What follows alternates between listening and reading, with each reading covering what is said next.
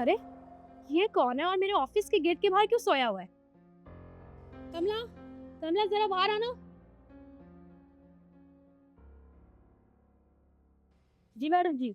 जी madam जी, छोड़ो और मुझे ये बताओ ये इंसान कौन है और मेरे ऑफिस के बाहर क्यों लेटा हुआ है? पता नहीं मैडम कौन है। अभी सफाई करके गई मैं, तब तो नहीं था, थोड़ी देर पहले का लेटा हुआ है यहाँ पर। मना किया लेकिन मेरी बात सुनता ही नहीं है, मैं क्या बोलूँ इसे? अरे मान नहीं रहा का क्या मतलब होता है? ये मेरा ऑफिस है और ये ऑफिस का मेन गेट है। यहाँ पे कितने लोग आते जाते हैं, क्या रेपुटेशन रह जाएगी मेरे ऑफिस की? इसको उठाओ फटाफट। जी। काका, ओ काका उठो। ये काका उठो, तुम्हारा घर नहीं है ये, उठो। कौन है? और जाओ पानी लेकर आओ। जी।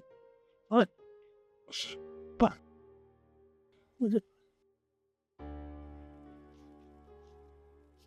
काका, काका पानी पी लो, उठो। उठो पानी पी लो। हाँ हाँ पानी लाई हूँ मैं, उठो। लो वाटर लगाओ।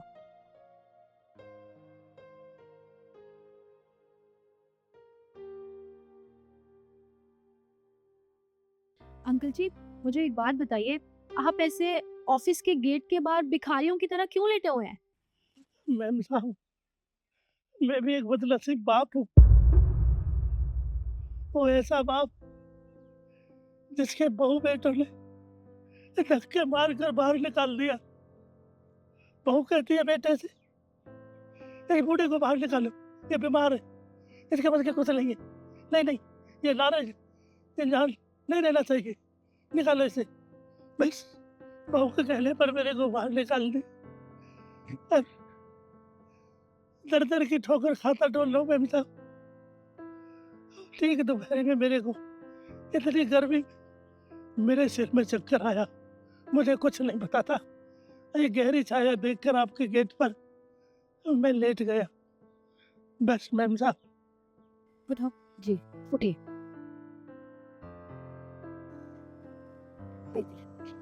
एक बात बताइए मुझे, जो आपके बेटे ने आपके साथ किया वो बहुत बुरा किया, पर आपके कोई रिलेटिव्स भी तो होंगे, आप वहां जा सकते थे यहाँ पे सोने से अच्छा।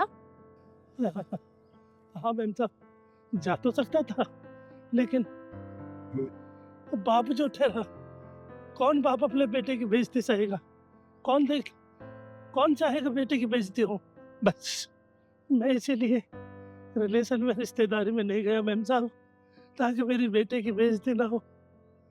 मेरे शायद मेरे कर्म में यही लिखा था।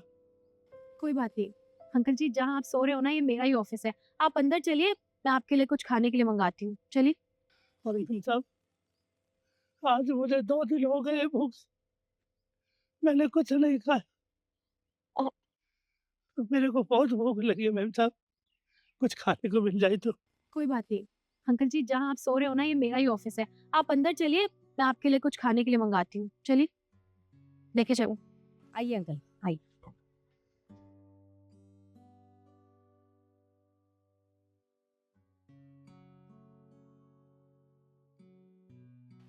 वैसे काका, जो आपके बेटे ने आपके साथ किया है ना, उसके खिलाफ हम केस भी लड़ सकते हैं। क्या? वो कैसे? हाँ काका, हो सकता है, क्योंकि मैं एक वकील हूँ। आप चाहें तो आपके बेटे के खिलाफ मैं केस लड़ सकती हूँ। जो उसने आपके साथ किया है ना, उसकी सजा मैं उसे दिलवा के रहूंगी। तो मैम साहब ये तो बहुत अच्छा।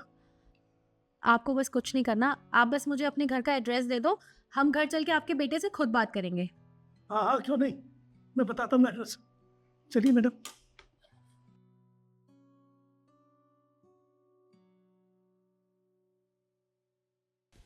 जी हाँ, बताइए।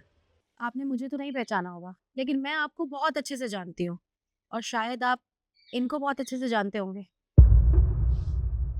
पापा, अरे मैंने आपको इस घर से निकाल दिया तो आप फिर वापस आ गए, और ये कौन है, किसे लेके आए हो साथ? अच्छा, मैं बताती हूँ ना मैं कौन हूँ। ये ना मेरे ऑफिस के बाहर सोए हुए थे।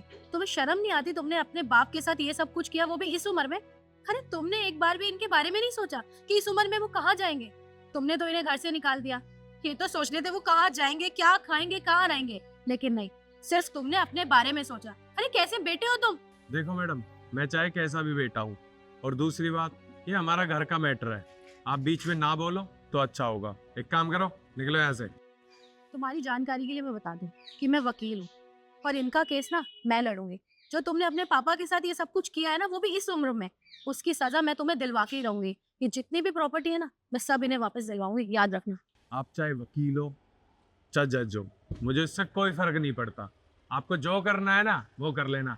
अब एक काम करो, निकलो यहाँ से। कोई बात नहीं, जस्ट वेट एंड वॉच। चलिए मेरे साथ।